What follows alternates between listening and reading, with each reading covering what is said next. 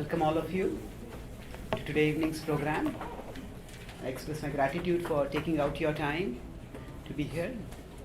I'll try to share something eminently practical based on the spiritual insights of the Bhagavad Gita, how work becomes workload.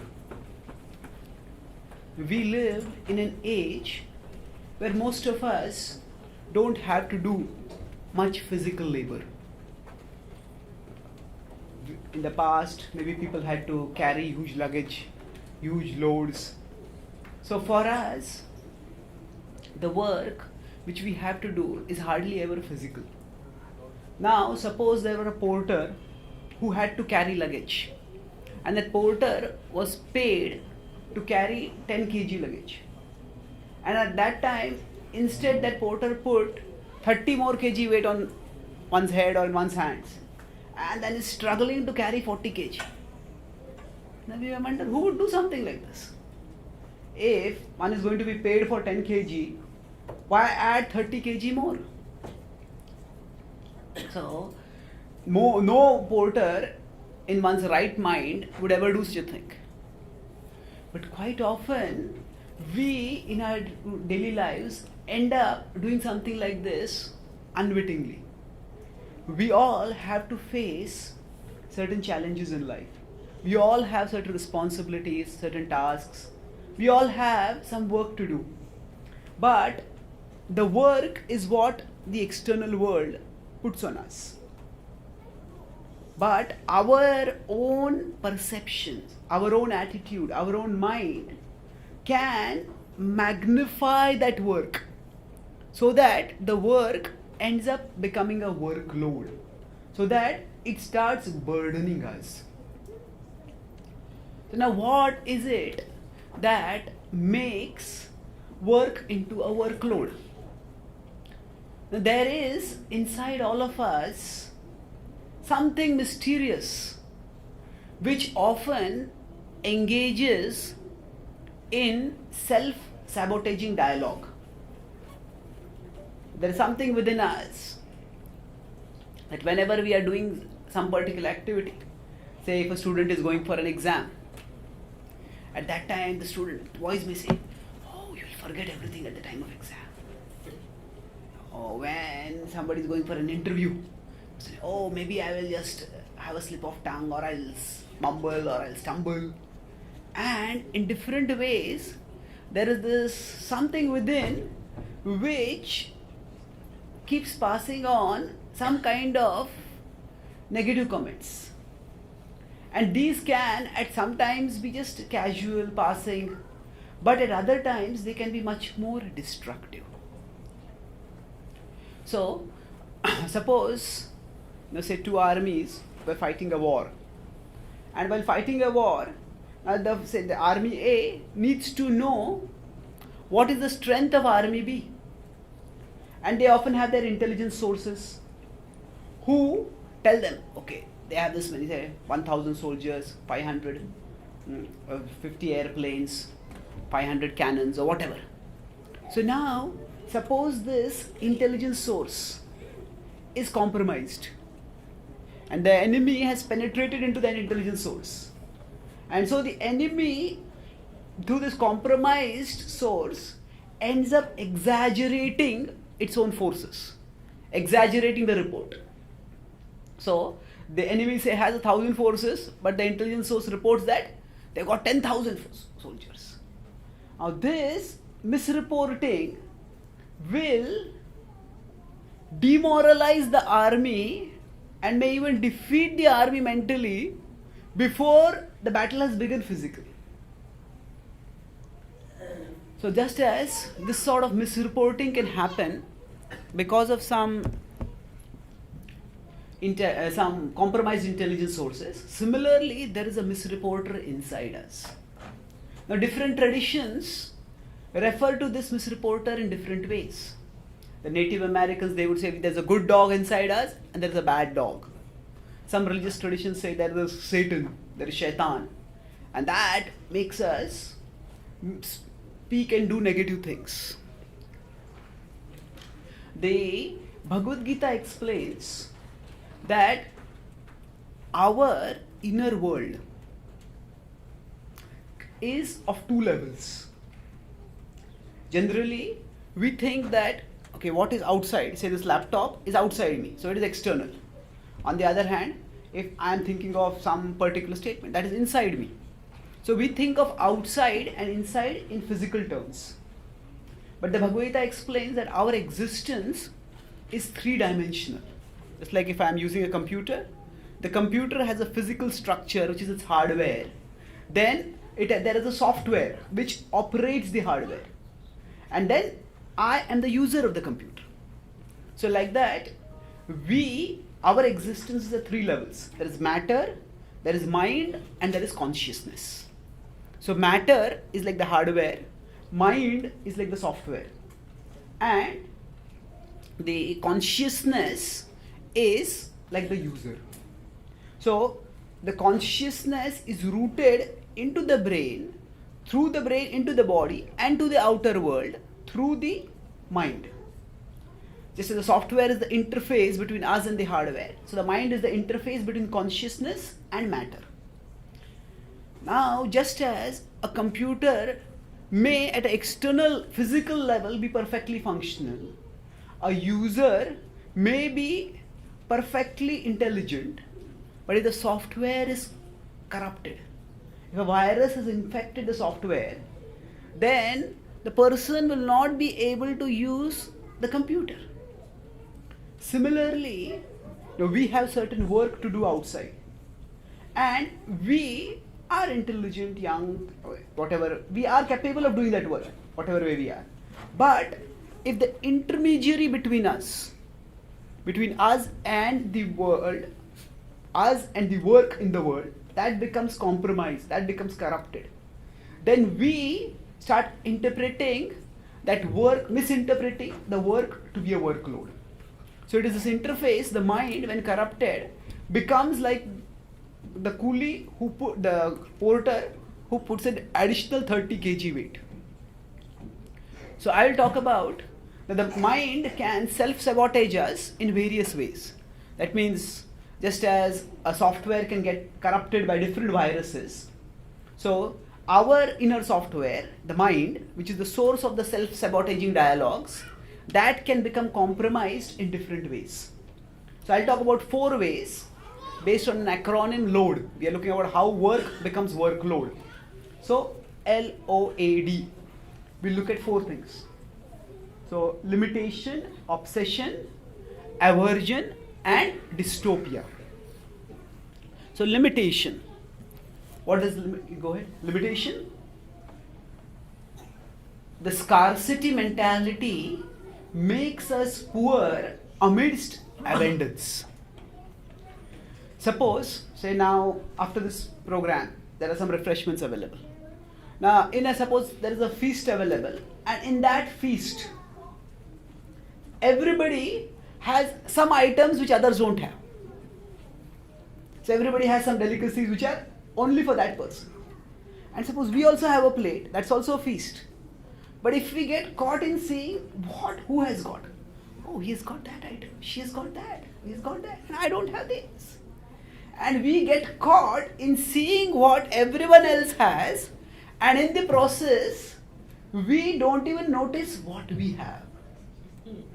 So, this is the scarcity mentality. When we focus too much on externals, then although we have certain assets, we have certain resources, so the feast which I compared, the feast which I mentioned, that is like our own set of abilities, our talents, our resources, our interests. So we all have certain different kinds of assets, and we all can make constructive contributions using what we have, provided we develop them. But instead, when we get caught in what others have, and then our mind gets caught in limitations. Oh, I don't have this. Oh, I can't do that. Oh, my figure is not good enough. My speech is not fluent enough. My communication skills are not great enough. This is not good enough. That is not good enough. And unfortunately, we live in a largely materialistic culture where often the media portrays, glamorizes perfect models of everything. So, I had gone for a college program once, and sometimes students write some outrageous slogans on their t-shirts. So one student had written a slogan. Its slogan said, 90% of the world's women are beautiful, and the remaining 10% are in my college. So, the point is that if we shape our perception of beauty based on the highly decorated and made up images of beauty which we see in the media around us, then we will always feel that the sensory fare that is available to us in the world is deficient. And the same applies in every field.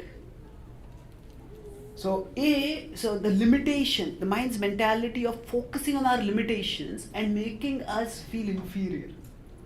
If we look at the history of psychology, the whole idea of inferiority complex is largely a 20th century phenomenon. Now, in English language, before the 19th century, even the word personality was not existing.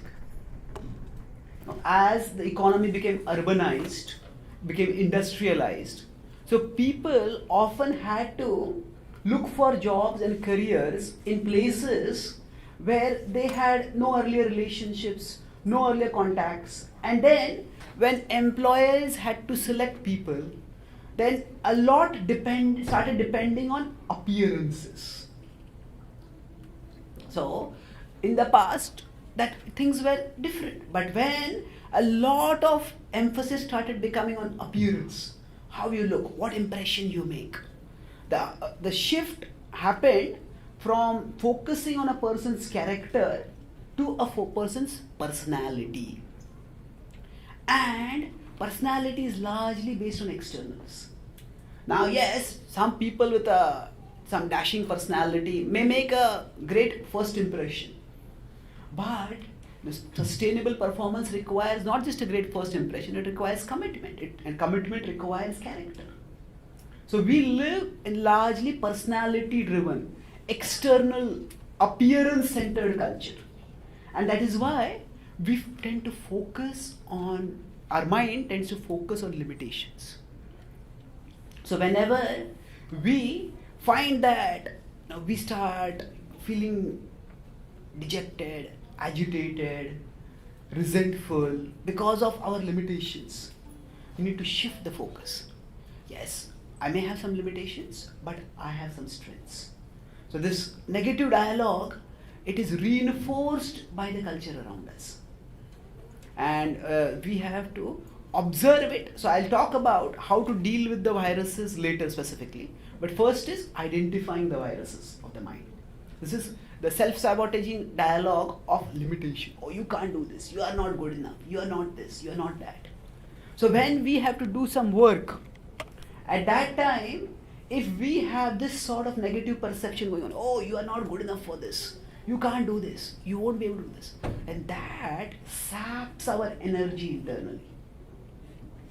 And then after that, we don't have enough strength, enough morale to actually do the work which we could have done much better otherwise. Let's go to the next one. O is obsession. So now this limitation focuses on what, this is the mental pattern which focuses on what we don't have. Obsession is the mental pattern which gets infatuated with something that I must have. Our desires are often not our desires. What does this mean? That means many of our desires are often induced within us by external circumstances. They may be just a big inducer of desire is the advertising industry. In fact, the whole advertising industry runs on one principle, that is creating desires. Now, conceivably, advertisements can inform people about their needs, about products that are available which can fulfill their needs, which can be of use to them. And to that extent, that is fine.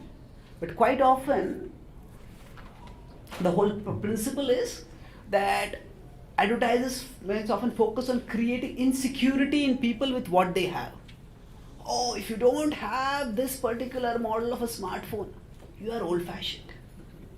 If you don't wear this particular kind of clothes, oh, you are hopelessly outdated. Oh, if you have that kind of car, you yourself are an anachronism. So, Oscar Wilde said that fashion is a form of ugliness so intolerable that we have to change it every 6 months. So quite often, if we look at much of our mental energy, it gets caught, certain things just pass through our visual horizon.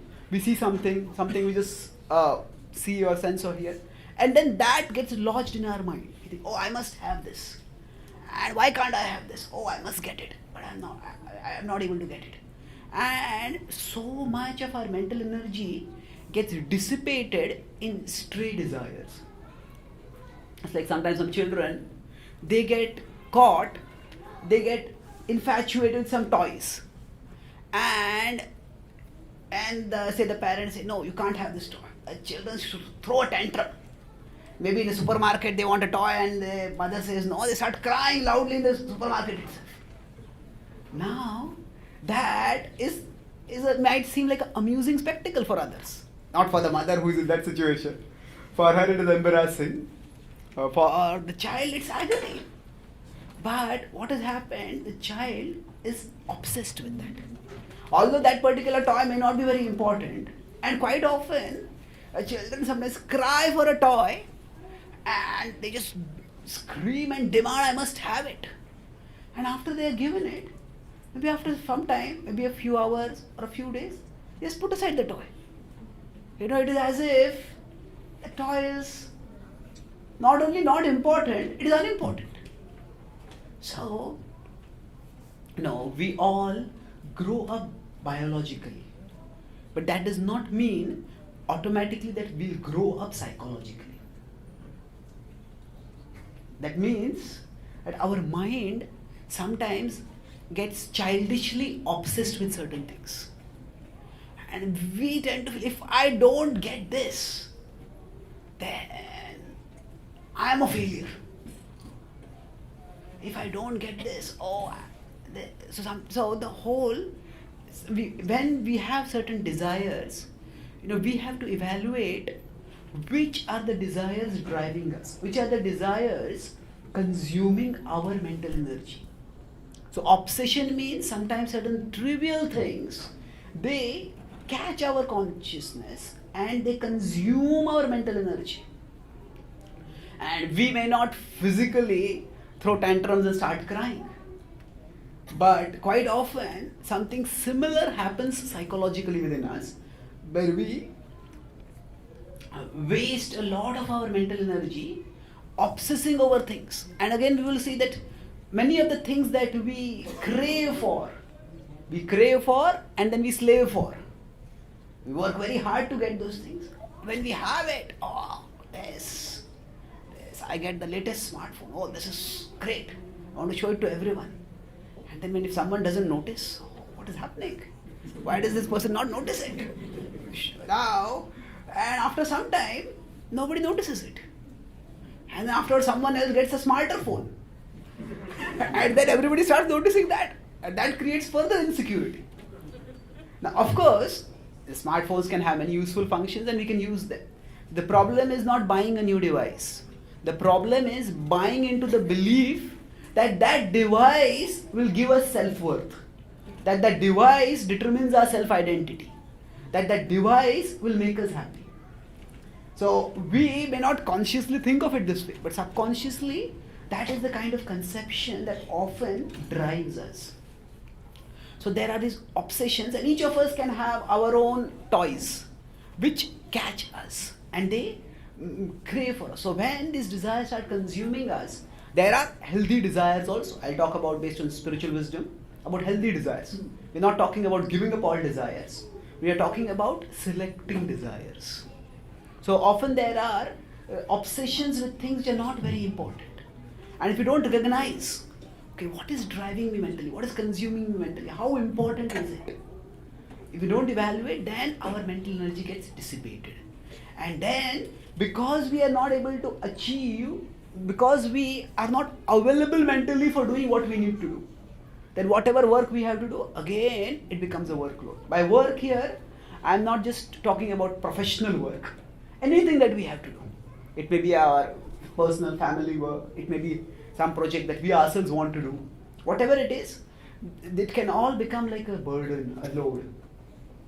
Go ahead. Aversion. So aversion means sometimes things go wrong. And then we feel averse to it. We feel resentful of it. Now resentment of reality hurts more than reality. When we become resentful of something, so we may say, okay, something has gone wrong and things are terribly wrong. How can I not be resentful? Does it mean that I should just passively accept whatever is happening? No.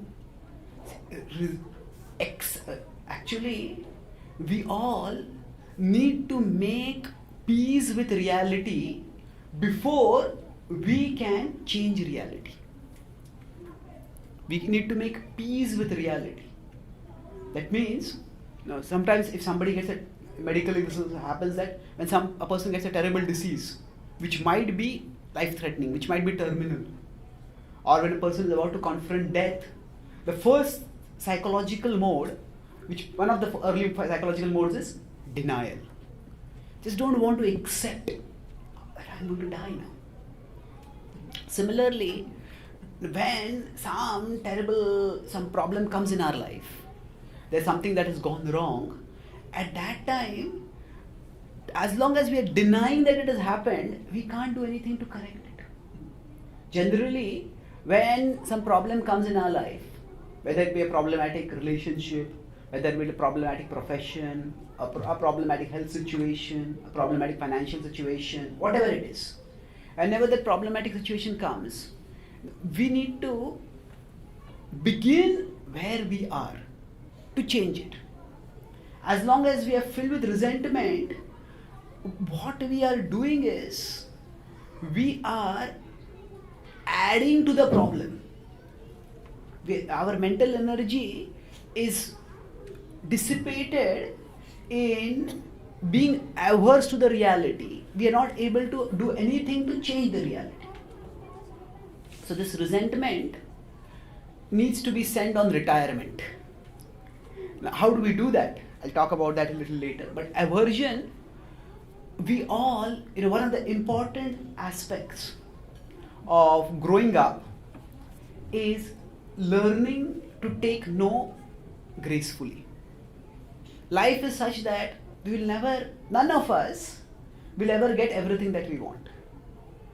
And this is the problem. There was a survey done of the children's behavior patterns in America, in the developed world, and in the developing countries. This was published in New York Times a few years, 2-3 years ago. So they surveyed some children. This girl in a tribe, nomadic tribe in Africa, and young girl, maybe 6-7 years old, and their tribe was moving from one place to another. And she was also a part of the tribe. And now she had nothing to do practically. But while traveling along, she would just travel and find something to do. And as soon as they would settle in a tent, she will find some work to do. Okay, maybe I can clean this tent, maybe I can wash this, maybe I can help in cooking this. She would find something to do constantly. On the other hand, the focus turned to American children. And they found that the American children, they had an iPhone, an iPod, a special one's own TV, and yet quite often they were dissatisfied. They're demanding, give me this, give me that. So then the psychologist who did this survey, he said, is there something wrong? These children practically in poverty, and these children have so much prosperity. But what is going wrong? So of course, parenting is a very complex issue. But suffice it to say here that when the children from their childhood, they recognize that life is not always going to go my way. Then they try to find a way to fit in and do what they can with life. But if children from their childhood get the expectation that I will always get my way, then when life doesn't go their way, they throw a tantrum. They become spoiled. And this especially comes up in the teenage. That teenage is also a very complex age because all the hormones come in and there is a lot of complexity. But again, the same point I'm making is that when life gives us a no, then quite often when one door shuts, we spend so much time glaring at that shut door that we don't even notice that some other door is opening for us. And by our glare, that door is not going to open. That door is closed. So resenting often makes us miss opportunities because we only focus on what we have lost rather than what we might have gained. This is a huge problem when we are trying to do some work. Quite often, we may feel that we have got a raw deal. Okay, I got a tougher project than that person. I got a more troublesome boss than that person. I got something like this. I got something like this. So the nature of the mind is every situation is better than the situation I am in. That's how the mind imagines things. Actually, we know there's a traditional saying that the grass is always greener on the other side. But with respect to the mind, the grass is always greener on every side except my side. It's not just the other side. So we often end up imagining that I have a lot of problems, others don't have problems.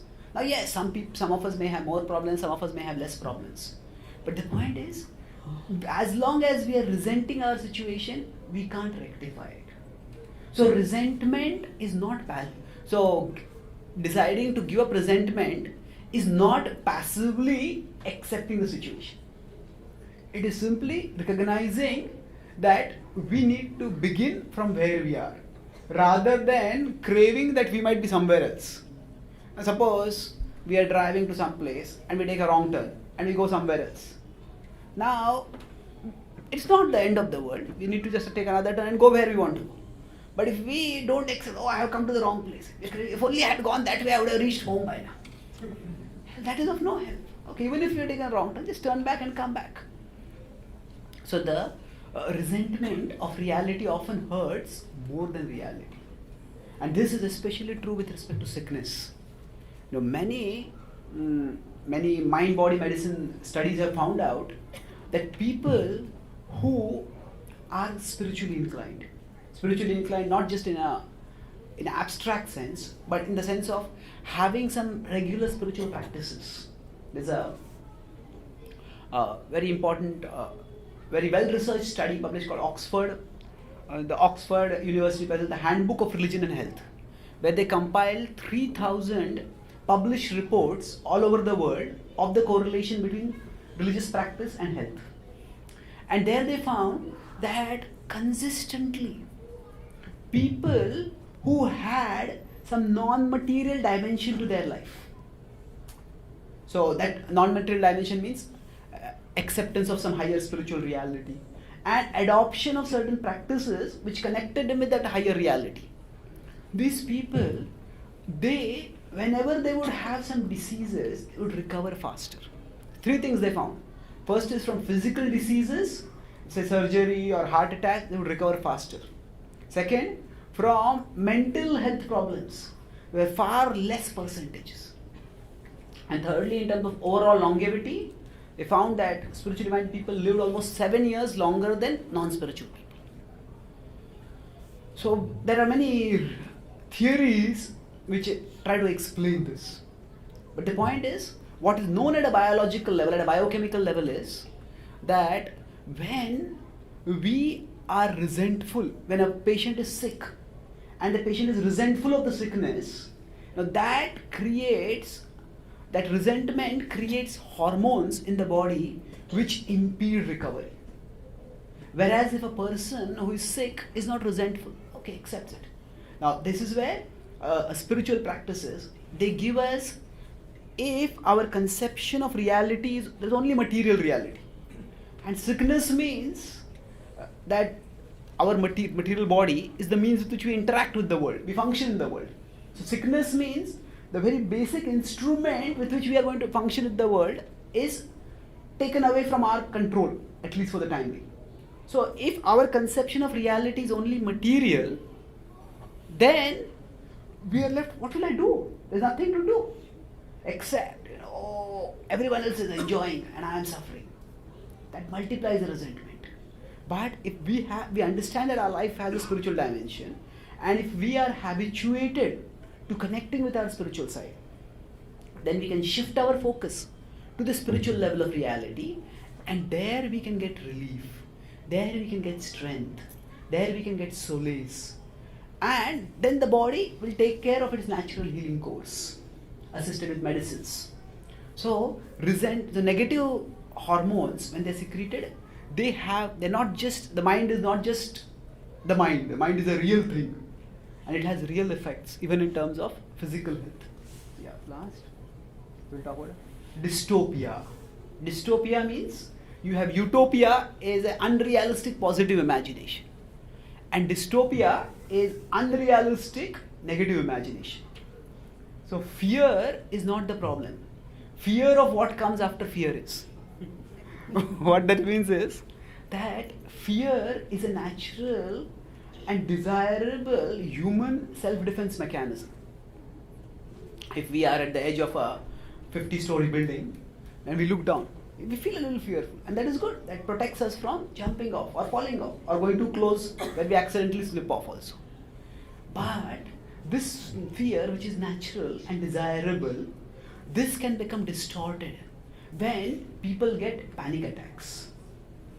So we see something, and based on one stimuli, we hear of a road accident, and then we think, if I drive on a road, maybe my car tire will slip off, or maybe I will doze off, or maybe the person opposite to me will be a drunk driver, or maybe my car's brakes will fail. If we start imagining what all can go wrong, then there itself we go wrong. There are two different things. There is preparation for possible danger, and there is this dystopia. When we are considering, we are considering possible dangers, we prepare for it. So we wear a safety belt, we have various security measures. That is fine, that is necessary. But when the mind gets caught in some negative scenario, it starts imagining, this will go wrong, that will go wrong, that will go wrong, that will go wrong. And at the end of it,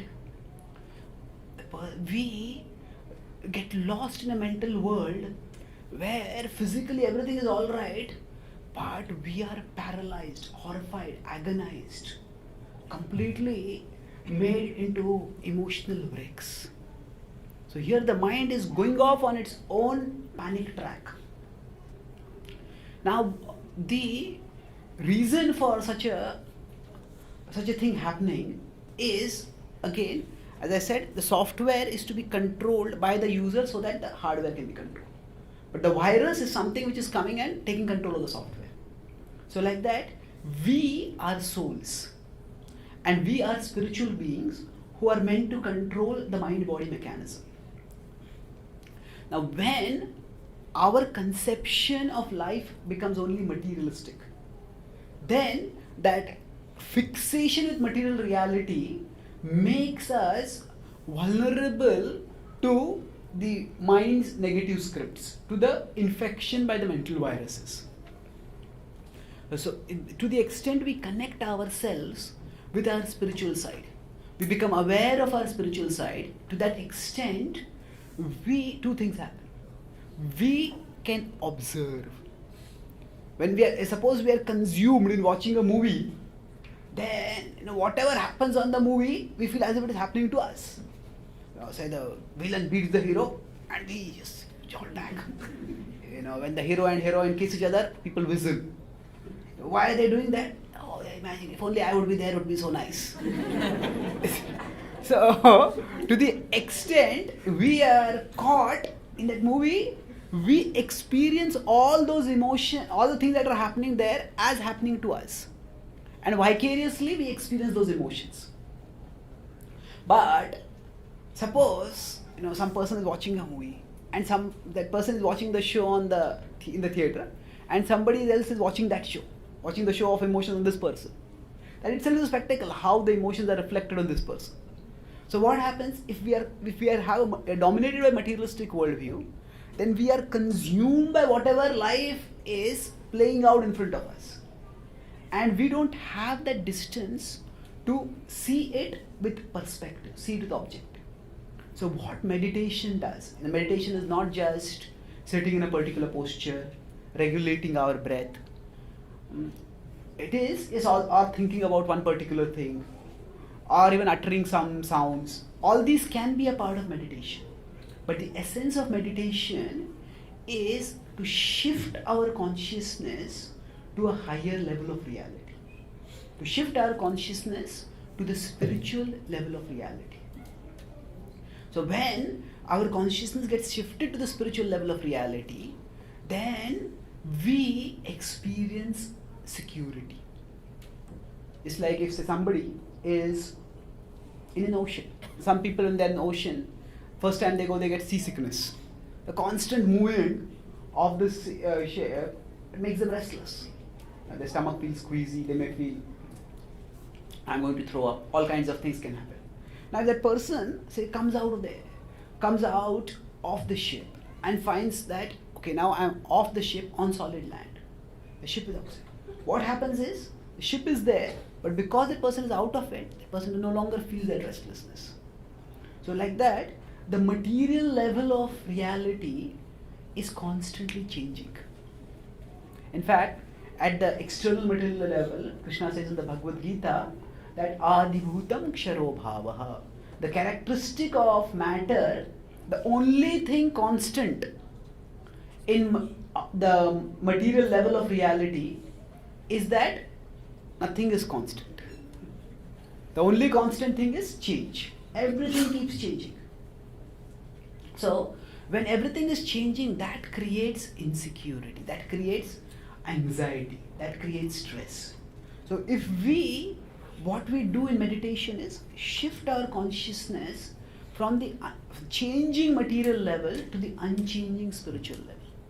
The Bhagavad Gita explains that the source of consciousness is spiritual, is indestructible. Avinashi tu tadviddhi yena sarvamidam tatam. Vinasham avyasyasya na kaschit kartumarti.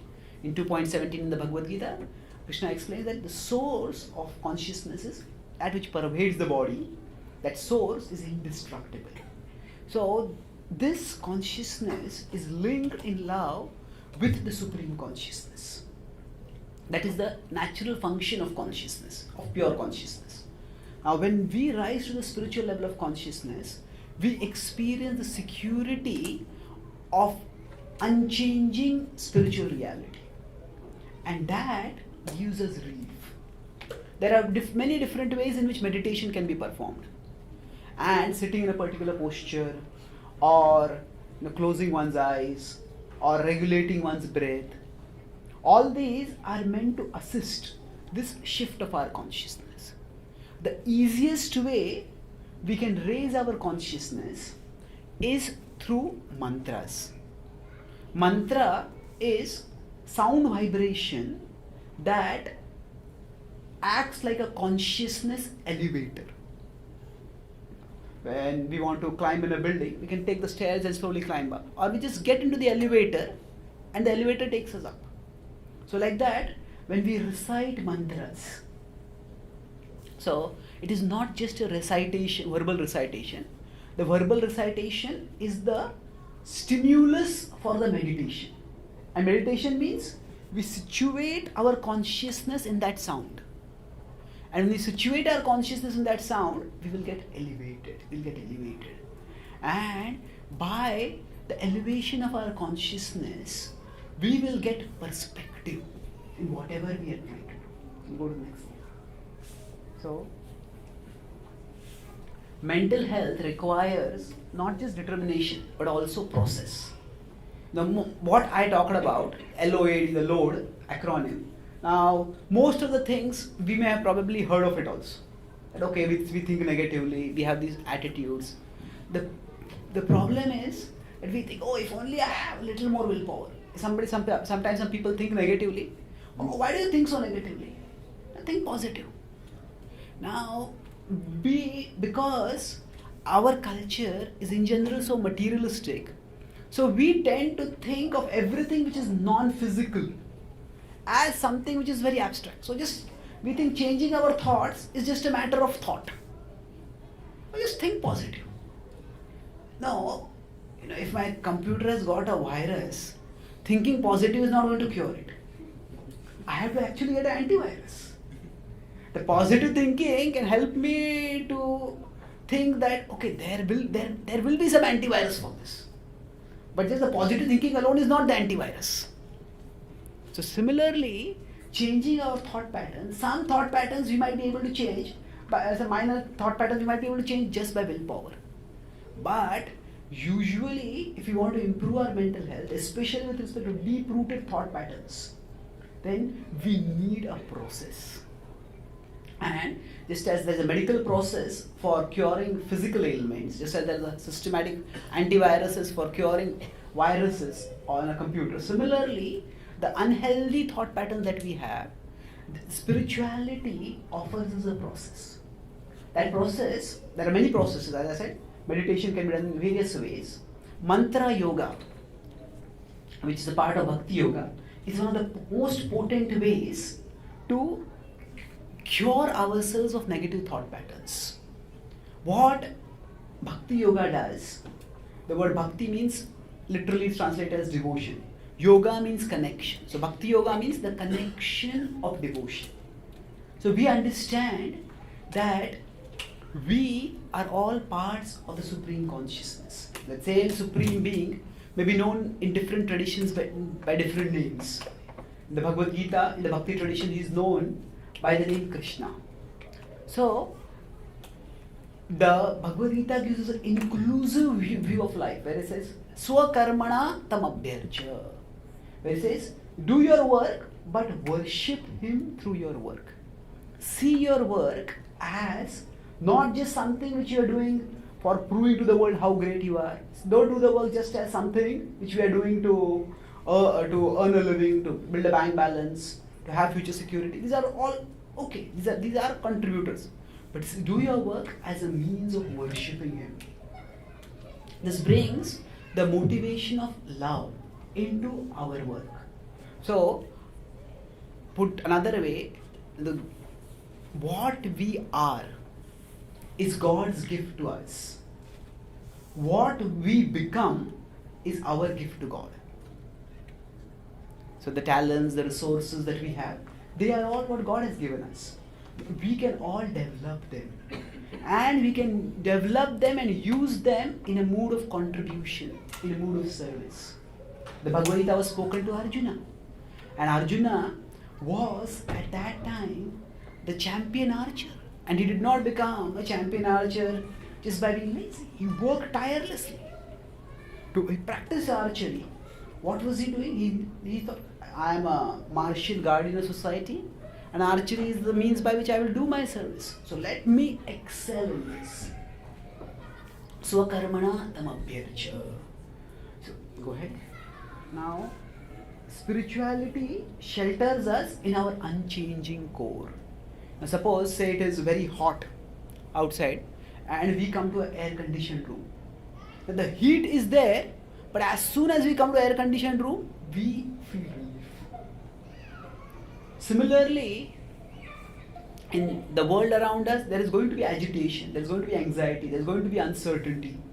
But when we raise our consciousness to the spiritual level, it is like we enter into a spiritually conditioned room. We take our consciousness into a place where we get shelter.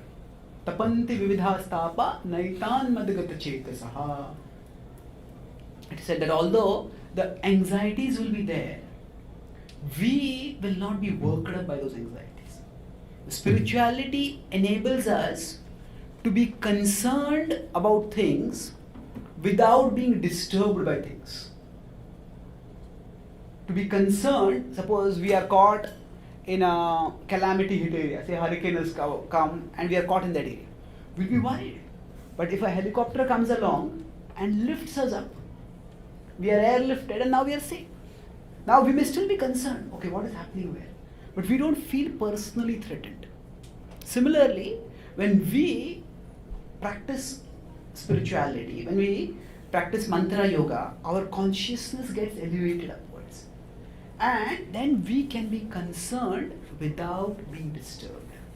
We can deal with problems without being consumed by them. Go ahead. So meditation minimizes inner friction and maximizes outer contribution. When we take time out for meditation, one of the biggest problems when we hear about some spiritual things, we think, oh, all this makes sense. Yes, it's good. But I don't have time. Now, this is what I said first time when I heard about this 20 years ago. I don't have time. And the first thing that I found after I said that, after a few days, I realized so much of my time was going in unproductive things. Now, all of us, looking back at the mental negative thought patterns, let's consider one, dystopia, which causes anxiety.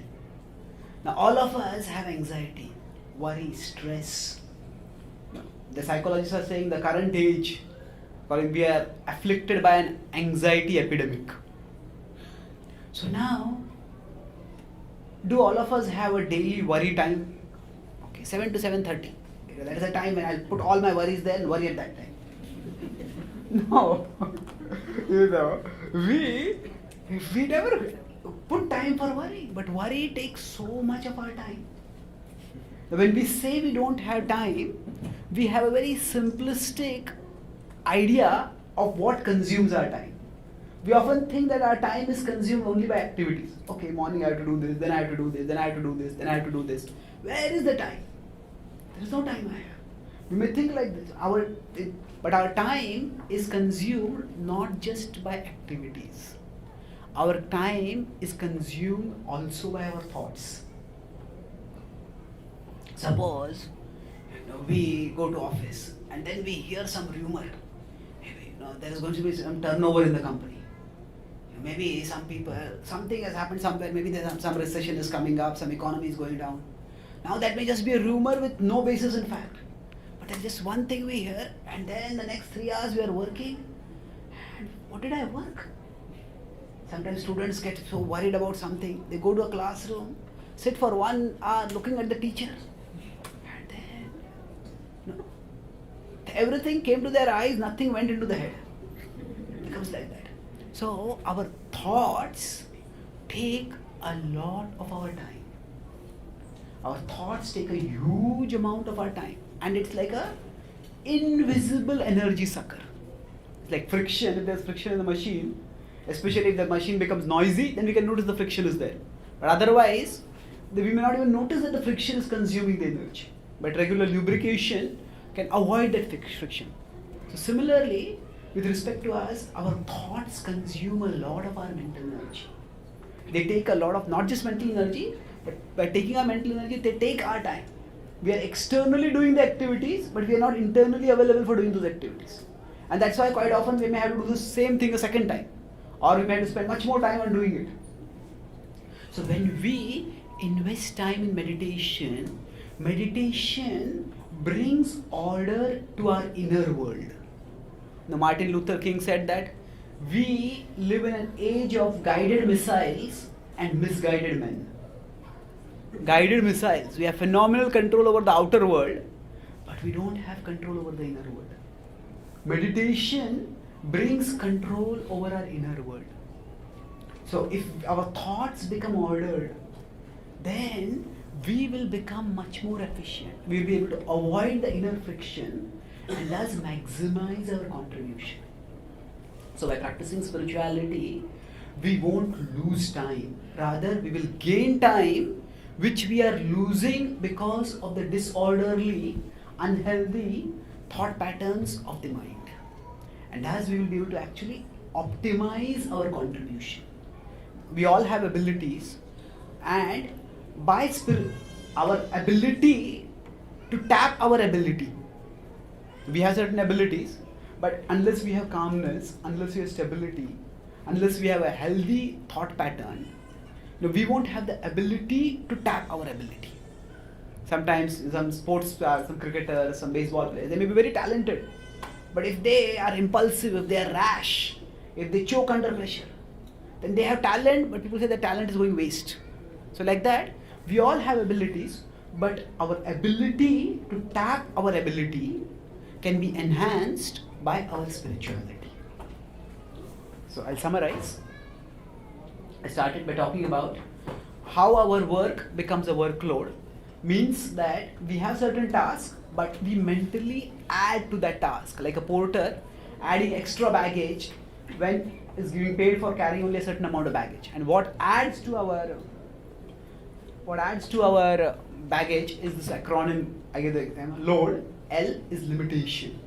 So we are all like eating feasts, and everybody has some special items. But the scarcity mentality, the mind looks at what others have and makes us agonize over what we don't have, instead of focusing on and utilizing what we have. So the scarcity mentality creates makes us poor amidst abundance. And then we discussed about how that leads to the scarcity mentality is often created by obsession with certain things. So just like children sometimes throw tantrums over wanting some toys, so like that, our mind may not grow up, although our body grows up. And that's why we get caught by certain desires. And we often tie our self-identity and self-worth to getting certain things which may not be important for us. And in the process, we don't have the mental energy left for doing the things which are actually important for us. So our desires may not always be our desires. Yeah? Aversion. No, we can change reality after we accept reality. As long as we are thinking, oh, if only I had been there, we cannot go there from where we are. So resentment makes the problem worse than it needs to be. And by accepting reality, we are not being passive, but rather we are creating a foundation for being active. Yeah? In dystopia, the mind has a tendency to paint worst case scenarios and paralyze us by that. So the dystopia, fear is healthy, but when our mind goes on a imagination hyperdrive, taking some negative stimuli, then it can make us into emotional breaks. So these are all like viruses. So our mind is like the software, we consciousness are the user, and the body is like the hardware. So these are such negative thought patterns corrupt our software. Now how do we counter this corruption? It's not just a matter of willpower, not just think positive. I think we need a process, especially for countering deep-rooted thought patterns. And we discuss the root cause of these negative thought patterns is our conception of reality is restricted to the material, and that keeps us uncertain and insecure when material things change. So if we expand our conception of reality and we can shift our consciousness to the spiritual level, then we will be able to get shelter in our unchanging core. It's like a person feeling seasick on an ocean will feel much better on coming on solid land. Similarly, when the unpredictable changes of the outer world, they cause us anxiety, they cause us insecurity. By experiencing our spiritual core, we can feel sheltered. And I talked about how the essence of meditation is raising our consciousness to the spiritual level. And mantra is like a sound, is like an elevator for our consciousness. By reciting mantras and situating our consciousness in the sound of mantras, we can rise to the spiritual level of consciousness. And we may feel I don't have time, but our time is taken not just by activities, but also by thoughts. Meditation brings order to our inner world. where our inner world is filled with friction. Should I do this or should I do that? If I do this, what will happen? If I do that, what will happen? We don't have anxiety time, but anxiety takes a lot of time. So, meditation can bring order in our inner world, and thus, by minimizing inner friction, we can maximize our outer contribution. Our ability to tap our ability can be enhanced by our spirituality. Thank you very much. Hare Krishna.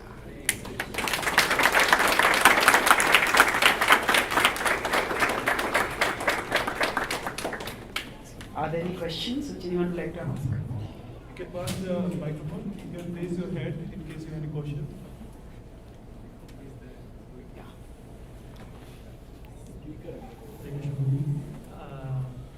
Thank you for the lecture, wonderful lecture. My question is, often our problems are not just related to the mind, but also our external entities that are troubling us.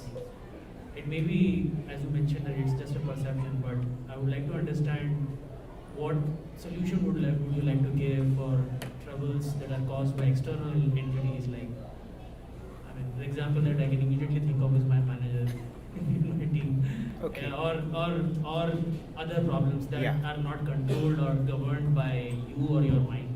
Correct. So all problems are not mental. There can be real problems out there.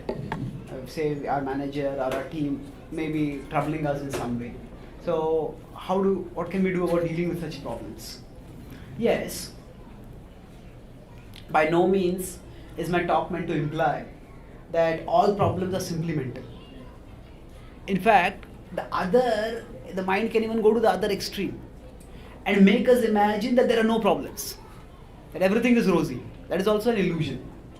So essentially, the point is that there is a physical level of reality, and at the physical level of reality, in the external world, things can be pleasant, things can be unpleasant, and we need to deal with them in a practical way. When there are problems in the outer world, usually those problems can be classified in three categories. There are direct action problems, there are indirect action problems, and there are no action problems.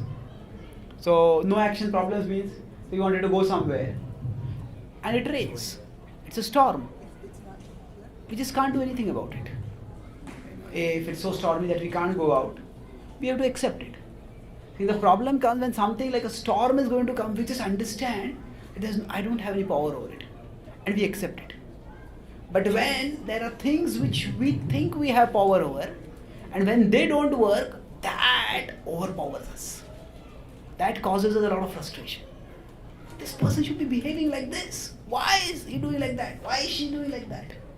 So that consumes a lot of our energy. So there are certain problems we just can't change. Then resenting reality will only make things worse. So if the problem is like that, we need to just learn to live with it. And that does not mean we just become passive, but we channelize our energy where it will be constructive. Okay, but the other kind of problems can be direct action and indirect action. Direct action means those are problems which we ourselves have caused. There's something which we need to do by which we can change. If people don't trust us, it's because maybe we are not punctual, we are not doing our work on time. That's why we are not getting entrusted with some job, some more responsibility. We are not getting raises or whatever. There's something which problems are caused by us. And then there are problems which are caused by others. This is what you are asking about primarily. So we need to firstly evaluate which category the problem falls in. And now others' behavior we can't control. But at the same time, that does not mean that we can't do anything. We can change others,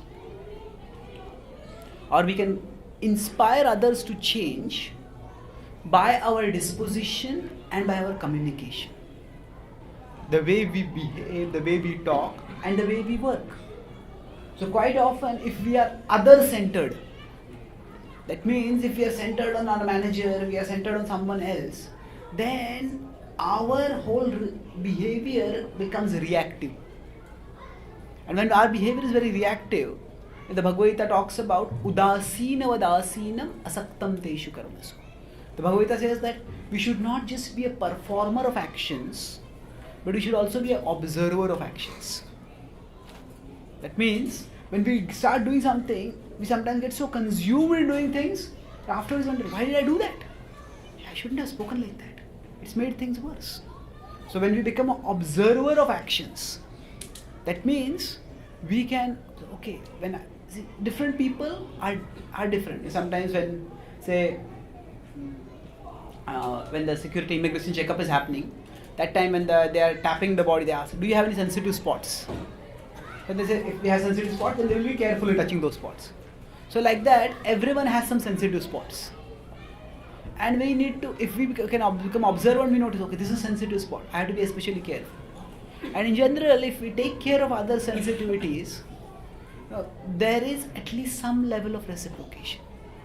So, if we assume either that everything is in our control or nothing is in our control, then both ways we set ourselves up for frustration. But if we analyze what is in my control to change, what is in my control to contribute to a change, and what is in my control to just accept. When we observe that, then we can deal with the real problems also better. The Bhagavad Gita is actually spoken at a time when there was a real problem. There were antisocial elements who had captured power, and Arjuna had to fight against them. And Arjuna had a mental breakdown. So he had a mental background which prevented him from dealing with the external problem. And the Bhagavad Gita restored his mental equilibrium by which he could deal with the external problem. So the real problems need real solutions. And what the best solution will be in which situation, we may have to analyze the specifics of that situation to decide that. But the capacity for doing that analysis and the capacity for affecting the best solution, that can be enhanced if we cultivate spiritual wisdom and develop a distance from that situation. So by that sense of distance, we get perspective by which we can analyze and implement solutions. Does it answer your question? Thank you. Any other questions?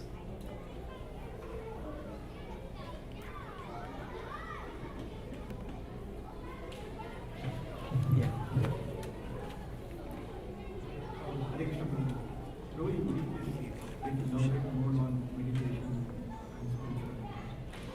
Little loudly. Would you please elaborate on meditation part? What meditation is and like what? Just like Okay. meditation is very generic word, but like I am looking for some more specific. Yeah. So what does meditation mean? Can I elaborate on that? Yeah. Meditation, as I explained, means, in general subject parlance, the word meditation means just deep thought. Yes, that can be one usage of the word meditation, but in spiritual circles, meditation refers not just to the mode of thinking, but also to the object of thought. So normally we think of just deep thinking about some subject, that is meditation. But the deep thinking about the deepest realities of life, that is actually meditation. So our existence is at multiple levels. As I said, we have a physical side, we have mental side, and we have a spiritual side. So normally our thoughts are caught in the physical side. And the mental side also we may oscillate. But then we are more carried away, we are not observing the mind. So just observing the mind is also something which we start doing when we meditate. Say for example, when we start chanting the mantras, we recommend the chanting of the Hare Krishna Maha Mantra, Hare Krishna, Krishna Krishna, Hare Hare, Hare Ram, Ram Ram, Hare Hare. So this is a sound vibration which is recommended in the Bhakti texts as a very efficacious means for calming the mind. Now, interestingly, we may find that when we try to meditate on sound, at that time the mind becomes restless. And we may feel that I am not meditating on the sound. But at the very least, we become observant of the mind. Okay, the mind is going here, the mind is going there. In the Bhagavad Gita, Krishna states that yato yato nischalati manaschanchalam asthiram tatastato niyam yaitad atmanyeva vasham nayet. So essentially he says that the mind may stray away, but don't let it stray away. The mind may stray away, but bring it back. bring it back and focus it on the self. So rather than focusing on external physical reality, we start observing the motions of the mind and start regulating those motions. And then as we regulate that motion, so from the physical level, we are going deeper to the mental level. And as the mind becomes calmer, from the mental level, we go to the spiritual level. At the spiritual level, there is the Atma, that is the soul, and there is the Paramatma, that is the supreme soul. So gradually our consciousness moves towards deeper and deeper levels of reality. And the sound of the holy names of God, that makes the deepest level of reality available to us easily. So the holy names of God act as a channel for us to connect with Him easily. So that supreme being who exists at the deepest level of consciousness, at the highest spiritual level, he becomes accessible to us through sound. And in that way, meditation on the sound gives us easy access to the deepest reality that meditation is aiming for. Tattvam brahmanani param parastar madhuksharanti va mudavahani. Tattvam brahmanani param parastar. The param tattva, the supreme truth, that which is the highest, the deepest reality, that becomes brahmanani, becomes easily accessible through the sound of mantras. So when we meditate, we think deeply about the deepest reality. So now this mode of thinking is also meant to be ultimately one of affection. Normally when we think of meditation, now there may be different things. Some people may like to go to a natural scenery and we look at the sky, we look at the clouds, we look at the lake. This is all very peaceful. Yes, it can be peaceful and it can be relaxing. At the same time, there are two things. There is pacification of the mind and there is purification of the mind.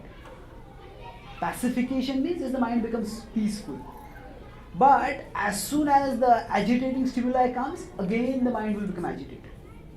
Whereas purification means the mind's tendency, the unhealthy thought patterns which make it agitated, those have been healed.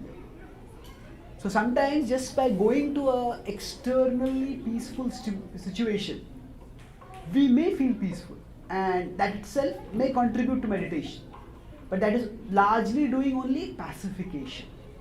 It is only because of the external stimuli, there is some rest. Because there is no agitating external stimuli, so the mind is peaceful. But the vulnerability of the mind to external agitations is not gone. But prashanta manasam hyenam yoginam sukham uttamam upaiti shanta rajasam brahma bhutama kalmasham. In 6.27 in the Bhagavad Gita, they said that the mind becomes fully peaceful. Prashanta manasam hyenam. When yoginam sukham uttamam. When the yogi experiences spiritual happiness. Upaiti shanta rajasam. At that time, rajas is the passion, the force within us that makes us vulnerable to agitation and anxiety. That itself becomes pacified. And paiti shanta rajasam brahma bhutam akalmasham. We understand and realize our spiritual identity. So meditation is not just about pacification, but it is about purification. And that purification brings unshakable peace. Pacification is just peace, but it is shakeable peace. It will be lost when the external agitating stimuli comes up. So there are meditation is also to some extent becoming increasingly popular. And there are definitely, when people meditate, they can experience benefits. But not just the mode of thinking. What is more consequential in determining how much we are benefited by the meditation is the object of what we are thinking about. So when we focus on the deepest spiritual reality, which becomes accessible to us through mantras, then we can get the maximum benefit of meditation. Does it answer your question? Thank you. Any other questions? Yeah. Volume?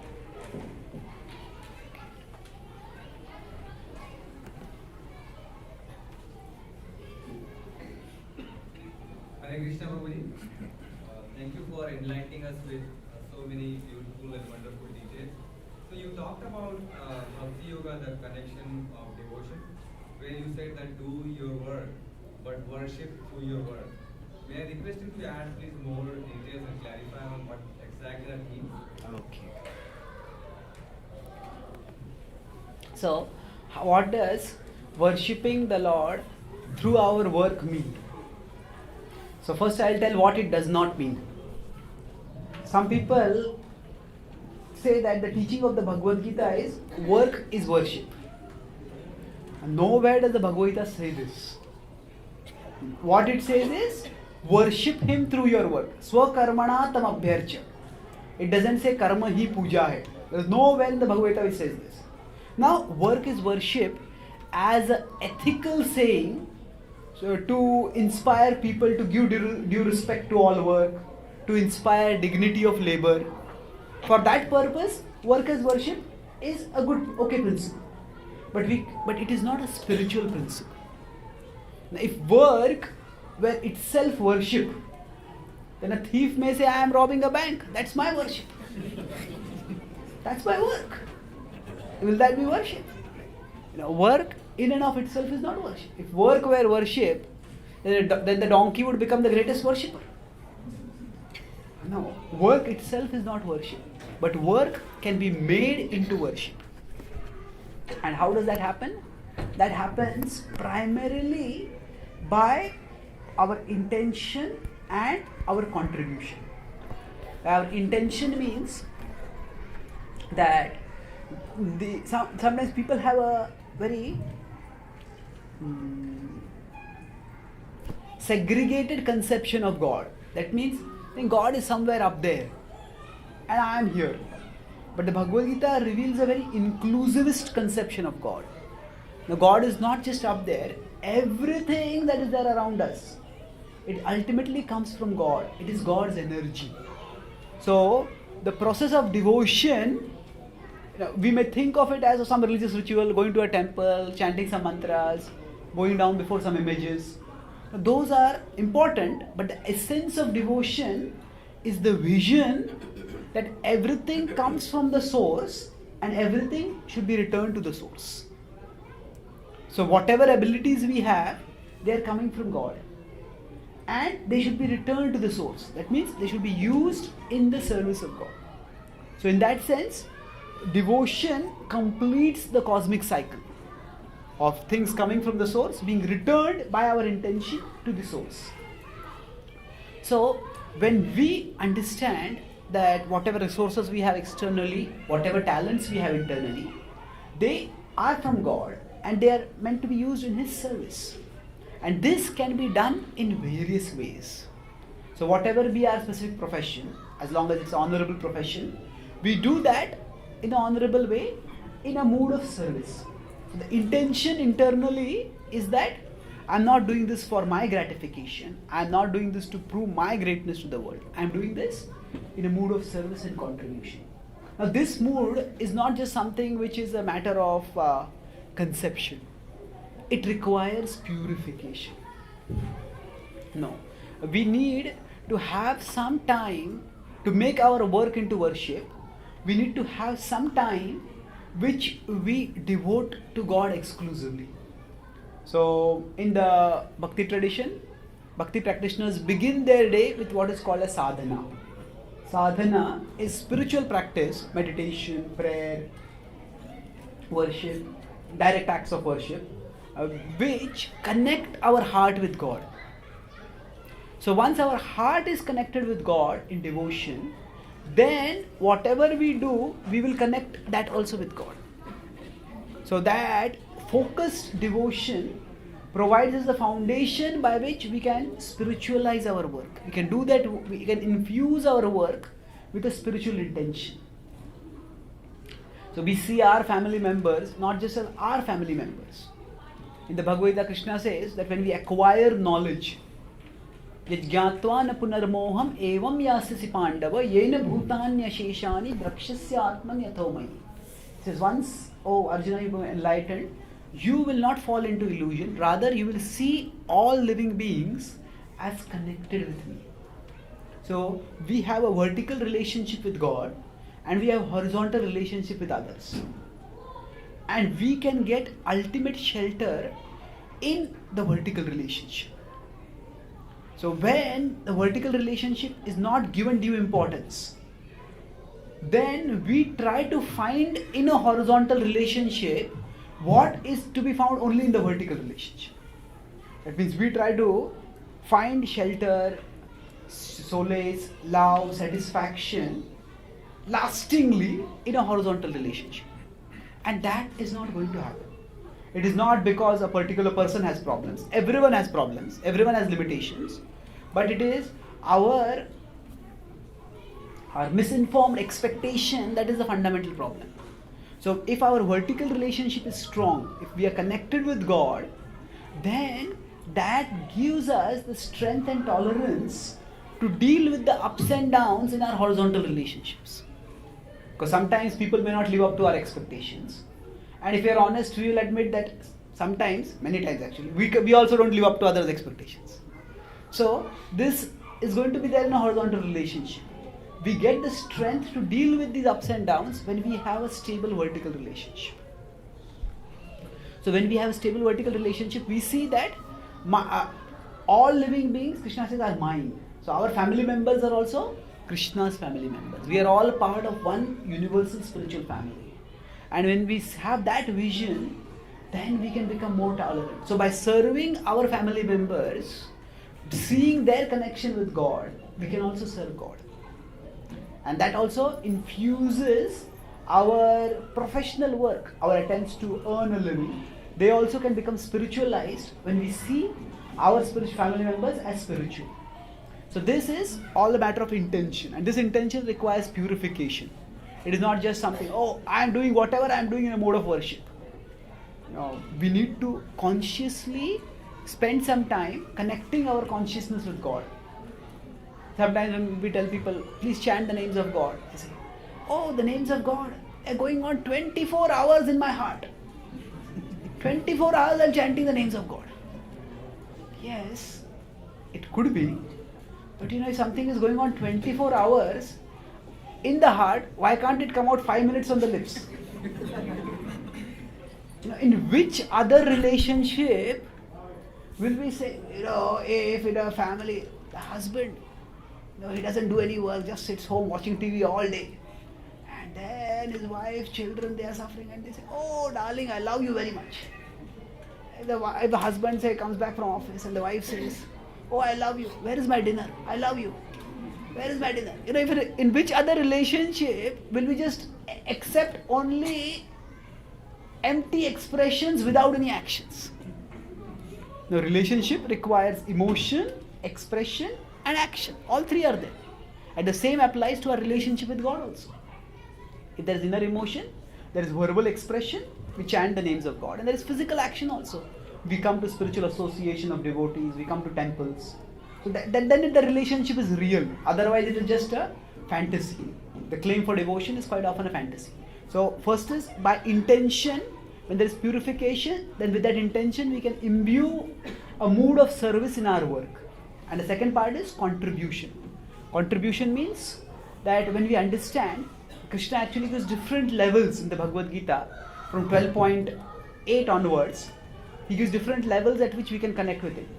So 12.8 first he says is Mayeva mana datsva mai buddhim niveshaya nivasishyasi mayeva ata urdhvam na samshaya. Just think of me, devote yourself to me. In this way you will live in me even now. And ultimately you will attain me. Then he says, if we can't do that, in 12.9 he gives one level lower. Atachittam samadhatum na shaknosi mai sthiram abhyasa yogena tato mam ichchaptum dhananjaya. So if you can't naturally fix your mind on me, then practice sadhana bhakti. Strive to fix your mind on me. Focus. Then he says, if you can't even do that, then he says, abhyasepya apasamartosi mat karma paramo bhava madartham api karmani kurvan siddhim avapsyasi. So if you can't even fix your mind on me, oh, this chanting is very difficult, I can't do it too much. Okay, then mat karma paramo bhava. He says, work for me. That means do some seva. We can do, if we come to a temple, spiritual company, there are so many different services that we can do. That is also one level we can connect with him. And then he says, if we can't work for me also, then that if we can't work for him, then he says, sacrifice the fruits of your work for me.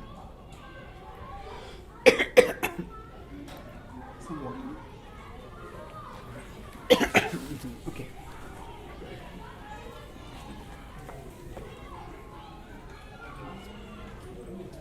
So he says that sarva karma phalatyagam tataha kuru yatavad bhavan. He says, sacrifice the fruits of your work and just be self-situated. So charity is also one way we make our work into worship. When what we have earned, a part of it we give for God, then that also, see, God is interested in our heart. He wants our heart. But presently, our heart is caught in many things. Primarily, often it is caught in money and the things that money can buy. So, although we may want God to be in our heart, but there are many other things in our heart right now. So, if we can't give our heart to God, we can give what is in our heart to God. So, money is in our heart. Wherever we give money for something, we take it quite seriously.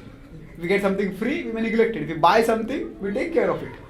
So, like that, we, by giving what is in our heart to God, we give God a place in our heart. So, in that way, through our intention, we purify ourselves by a consistent devotional practice, and through our contribution, we give in charity. By that, we can make our work into worship. Thank you very much.